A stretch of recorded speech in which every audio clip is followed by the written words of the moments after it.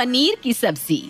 लड़की जब शादी करके ससुराल जाती है तो उसे बहुत एडजस्ट करना पड़ता है, क्योंकि उसकी पसंद अपने ससुराल वालों से काफी अलग होती है। पर फिर भी लड़की ससुराल जाने के बाद इस बात का हमेशा ख्याल रखती है कि कभी उसके सास ससुर को उसकी वजह से परेशानी ना हो। पर जितना बहू अपने ससुराल वालों के बारे में सोचती है, क्या उतना ही ससुराल वाले बहू के बारे में सोचते हैं? ये कहानी है पूर्णिमा की, जिसने ससुराल आते ही सभी घर वालों का दिल जीत लिया था। अरे वाह शांति, घर में खाने की बहुत अच्छी खुशबू आ रही है। हाँ हाँ, बहू तो कुछ भी बनाए आपको खुशबू ही आती है। अभी तक पूरा खाना बना भी नहीं और आपके नाक पर खुशबू पहले ही चढ़ गई। शांति, कभी तो खुश हो जाया करो, हमेशा मुंह चढ़ा कर रखती हो। मुंह तो बनेगा ही ना मेरा। मैंने सोचा था मेरे घर में भी बहू आएगी, रोज रोज नए तरीके के पकवान बनाकर मुझे खिलाएगी, पर मेरी बहू को तो रोटी सब्जी के अलावा कुछ आता ही नहीं बनाना। औरों के घर की बहू को देखो कैसे 56 भोग आते हैं बनाने। शांति जानबूझकर सारी बातें तेज तेज बोल रही थी ताकि पूर्णिमा तक उसकी बातें पहुंच सके। अपनी सास की बातें सुनकर पूर्णिमा को थोड़ा बुरा लगता है, पर वो अपनी इस कमी को सुधारने की कोशिश करती है और YouTube पर खाने के नए नए तरीके देखती है और घर में उन्हें बनाने की कोशिश करती है। माँ को हमेशा मेरे खाने से शिकायत थी। भगवान जी मेरा साथ देना, आज पहली बार चिली पनीर बनाने जा रही हूँ। पर माँ को एक बार बता देती हूँ, वैसे भी घर में पनीर नहीं है, माँ को बता दूंगी तो वो पनीर भी मंगवा देंगी। पूर्णिमा अपनी सास के पास जाती है और पनीर की सब्जी बनाने के लिए परमिशन लेती है। पर पनीर का नाम सुनते ही शांति का मुंह बन जाता है और मुंह बनाते हुए पूर्णिमा से कहती है, नहीं नहीं, पनीर बहुत महंगे हो रहे हैं बहू, फिर कभी चिली पनीर बना लेना। एक काम कर, आज तुम मशरूम की सब्जी बना ले, और हाँ, मसाले वाली बनाना। मशरूम की? ठीक है माँ, पर मुझे तो मशरूम की सब्जी आती ही नहीं बनानी। कोई बात नहीं, माँ का मशरूम खाने का मन है, एक काम करती हूँ, जैसे YouTube से पनीर की सब्जी बनानी सीखी है, इसी तरह से मशरूम की भी सीख लेती हूँ। क्या पता माँ को उनका मनपसंद खाना बना दूँ तो शायद उनकी नाराजगी मुझसे कम हो जाए। पूर्णिमा से पूरा परिवार खुश था सिवाय शांति के, इसलिए पूर्णिमा हर समय अपनी सास को खुश करने में लगी रहती और वही बनाती जो शांति कहती। अब इसी तरह से कुछ दिन बीत जाते हैं और पूर्णिमा का दिल करता है कि आज वो पनीर की सब्जी बनाए, जो रेसिपी उसने देखी थी वही। इसीलिए एक बार फिर पूर्णिमा अपनी सास से कहती है, माँ आज अमित जी का प्रमोशन हो गया है, कितनी खुशी की बात है ना? हाँ, खुशी की बात तो है। मैं चाहती हूँ कि मेरा बेटा इसी तरह से दिन दुगनी और रात चौगनी तरक्की करता रहे। अच्छा माँ जी, मैं क्या कह रही थी कि आज बहुत खुशी वाला दिन है और कितना टाइम हो गया घर में कभी पनीर की सब्जी बनती नहीं। मेरा भी बहुत मन कर रहा है आज पनीर की सब्जी खाने का। क्या मैं आज पनीर की सब्जी बना लूँ? अरे नहीं नहीं बहू, इतने खुशी के मौके पर पनीर क्यों बनाना? तू कुछ साउथ इंडियन डिश बना और कुछ इटालियन बनाने की कोशिश कर। मुझे उम्मीद है तू हर तरह का खाना बनाना सीख जाएगी। ठीक है माँ। बेचारी पूर्णिमा आज अपनी सास से खुलकर बोलती है कि उसका पनीर की सब्जी खाने का दिल है, पर शांति को कोई फर्क नहीं पड़ता। वो अपनी फरमाइश पूर्णिमा के सामने रख देती है। बेचारी पूर्णिमा भी अपनी सास की इज्जत करती है और अपना मन मार देती है। अब इसी तरह से कुछ दिन बीत जाते हैं और देखते ही देखते विनोद रिटायर हो जाता है। एक बार फिर पूर्णिमा के पास खुशी का मौका था और वो अपनी सास से अपनी इच्छा जाहिर करती है। माँ जी, पापा जी रिटायर हो गए हैं, क्या आज इस खुशी के मौके पर मैं पनीर की सब्जी बना लूं? वैसे भी मैंने काफी समय से पनीर की सब्जी नहीं खाई, मेरा काफी मन कर रहा है। अरे बहू, तू हमेशा तो अपनी ही पसंद का खाना बनाती है। आज तेरे ससुर जी के लिए खुशी का माहौल है, कम से कम आज के दिन तो उसके मनपसंद का खाना बना। और तू जानती है ना, तेरे ससुर जी को पनीर पसंद नहीं है। ठीक है माँ जी, समझ गई, आज भी पनीर नहीं बनेगा।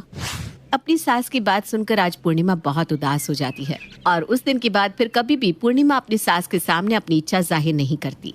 ऐसे ही एक दिन पूर्णिमा अपनी सास के लिए फ्राइड राइस बना रही थी, तभी शांति के पास उसकी बेटी कोमल का फोन आता है, जो अपनी माँ से अपने ससुराल वालों की शिकायत करती है। माँ, ये कैसे घर में तुमने मेरी शादी करा दी? यहाँ आकर तो मुझे हर दिन हर पल अपनी खुशियों को मानना पड़ता है, सिर्फ उनकी खुशियों के लिए। अरे ऐसा भी क्या हो गया मेरी बेटी के साथ? क्या कर दिया तेरे ससुराल वालों ने तेरे साथ? मुझे बता। तेरे ससुराल वालों को तो मैं सीधा करूंगी। तुम क्या सीधा करोगी? मेरी जिंदगी खराब हो गई है।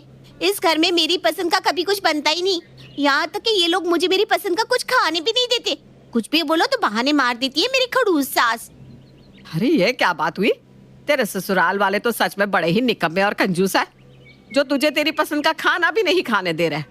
तू एक काम कर मेरा बच्चा, कुछ दिन के लिए यहाँ आ जा, और जब यहाँ से जाना तो 4 दिन तक अपने घर वालों को खाना मत देना। फिर उनको अकल आएगी कि बहू की इज्जत करना कितना ज्यादा जरूरी है। फिर देखना तेरी ही मर्जी का खाना बनाएगी तू। हाँ माँ, तुम बिल्कुल सही कह रही हो। अब मुझे अपनी उंगली टेढ़ी करनी ही पड़ेगी। अच्छा माँ, फोन रखती हूँ। इतना बोलकर कोमल फोन रख देती है, पर ये सारी बात रसोई में खड़ी पूर्णिमा सुन लेती है। पर फिर भी पूर्णिमा अनजान बनने की कोशिश करती है और अपनी सास को खाना देते हुए कहती है, क्या हुआ माँ जी, ननद जी ठीक तो है ना ससुराल में? क्या खाक ठीक है? अरे पता नहीं कैसे घर में मेरी बेटी की शादी हो गई। ऐसे कंजूस ससुराल वाले हैं उसके कि मेरी बेटी को उसके पसंद का खाना भी नहीं खाने देते। कितने दिन से मेरी बेटी पिज्जा की रट लगाई है, पर मजाल है कि उसके घर में पिज्जा आ जाए। पर मैंने तो उसे सिखा दिया है कि 4 दिन तक घर वालों को खाना ही मत दे, अपने आप ही अकल ठिकाने आ जाएगी। और अगर फिर भी नहीं सुधरे तो तू यहाँ आ जाना। कुछ दिन जब खुद उसकी सास इस बुढ़ापे में खाना बनाएगी ना, तब अकल आएगी। हाँ माँ जी, आप बिल्कुल सही कह रही हैं। जब घी सीधी उंगली से ना निकले तो उंगली टेढ़ी करनी ही पड़ती है। आपने बिल्कुल सही सिखाया है अपनी बेटी को। लीजिए खाना खाइए। अब क्या था, पूर्णिमा की सास ही उसे एक आइडिया दे देती है, जिसके बाद पूर्णिमा भी अपने ससुराल वालों को 4 दिन तक खाना नहीं देती और शांति को खुद खाना बनाना पड़ता है। आखिरकार 5वें दिन जब पूर्णिमा अपनी सास के हाथों का बनाया हुआ खाना खाने के लिए परिवार वालों के साथ बैठती है तो शांति के सब्र का बांध टूट जाता है और वो पूरे घर वालों के सामने पूर्णिमा को सुनाने लगती है। पता नहीं कैसी बहू मिल गई है मुझे, बेशर्मी की भी हद होती है।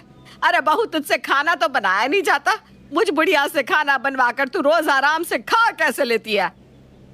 माँ जी, मैं तो हमेशा आपकी पसंद का खाना बनाती थी और मैं तो चाहती हूँ कि आप खुश रहें, पर आप ही नहीं चाहती कि मैं खुश रहूं। जब बात आपकी बेटी पर आई तो आपने उन्हें सीख दी कि ससुराल वालों को 4 दिन खाना बनाकर मत देना।